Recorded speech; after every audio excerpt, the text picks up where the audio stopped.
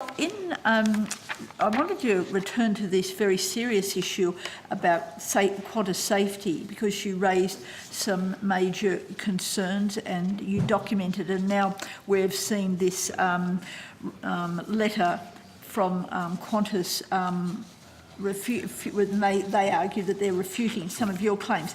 Now, I notice, and I haven't been able to read it, but when I scanned through it, what's coming through is that a great deal of it depends on CASA, what CASA has said, what CASA has audited, what CASA's surveillance. And I do remember when we were together last, you were quite critical of CASA. Could you outline why you're critical of CASA, what their role is, and if you think they can be relied on in the way Qantas senior management have? Yeah, look, they don't regulate the industry as they should. And if I go back to some statements by the head of CASA some years ago, his name was Bruce Byron, and he said that CASA should be seeing itself as a partner of industry. A partner? As a partner of industry. And as long as CASA see themselves as a partner of industry, we think the whole model is flawed. And on the weekend, I come to a different Senate committee, and I spoke on Friday about some engines that weren't secured properly out of a Hong Kong facility. And I talked about engine mounts and bolts that were incorrectly fitted. And it was Saturday morning, CASA had came out, and their spokesperson, Mr. Peter Gibson, had come out and said that what I was talking about was extenuated or incorrect. It was only one engine and one bolt and one washer that was a problem. Yet in November and December 2009, when talking about this issue in CASA's own magazine, they printed the details of the aircraft and engine mount problem and referred to the three engines. So CASA themselves know very well that it's not one bolt on one engine and one washer, yet they continue to say things to defend Qantas which are not true.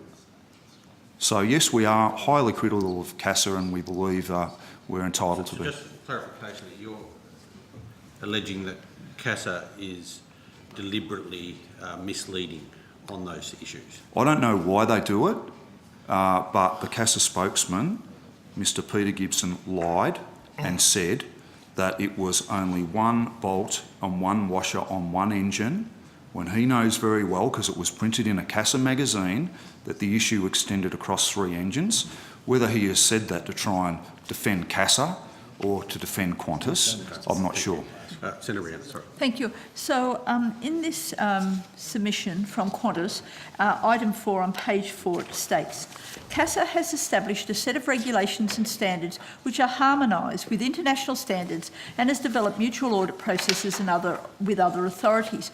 So I ask about those international standards because, again, I don't have a background in this, but what we often see in other international standards, that they are often lower than what we have in Australia. They're lower than our labour standards, our environmental standards. So can you comment, are those international standards at the level that we think they should be for safety? The standards are the same. It's how they're regulated that differs. And, for example, Qantas used to send a team of aircraft engineers licensed across to witness the maintenance as it was occurring. They no longer do, and they've just recently... When did that stop? When did they stop? In 2012, they decided the 6 licensed aircraft engineers would no longer be going overseas to witness the maintenance. And we've provided details as well that CASA used to audit facilities, and there's one example there with the Singapore authorities where they have signed an agreement whereby they will accept Singapore's own audits of their own facilities and no longer go over there and carry them out. So they're just accepting what? We're not double-checking it in any way? Yeah, look, the standards are meant to be the same. It's how those standards are regulated and enforced that is different. Okay, thank you. Thank you, Chair. Thank you. Senator